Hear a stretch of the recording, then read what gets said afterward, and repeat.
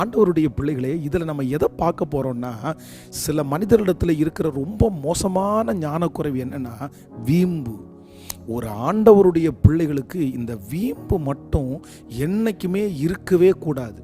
நீயா நானா, நான் வாங்கி காமிக்கிறேன், நான் செஞ்சு காமிக்கிறேன், நான் அப்படி பண்ணி, எதுக்கு அந்த மாதிரி வீம்பு பாராட்டணும்? ஒன்றும் தேவையில்லை.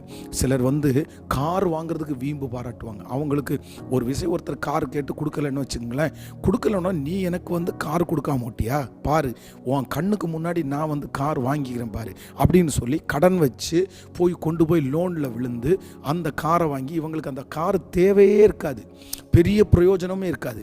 ஆனால் அதை வாங்கி கடன்காரர்களாகி திரும்ப ரொம்ப அவமானத்துக்குள்ளே போகிற எத்தனை பேர் இருக்காங்க தெரியுமா?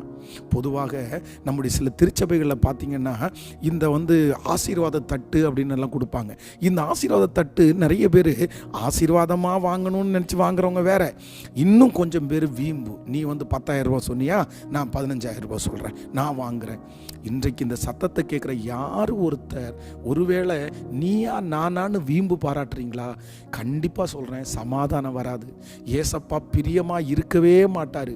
ஏசப்பா சொல்கிறாரு, தாழ்மை உள்ளவனுக்கு கிருபை அளிக்கிறார், நொறுங்குண்ட இருதயத்தை கர்த்தர் நோக்கி பார்க்கிறார். அதனால இந்த வீம்பு அப்படின்ற கேரக்டர் ஏசப்பாவுக்கு பிரியமானதே இல்லை.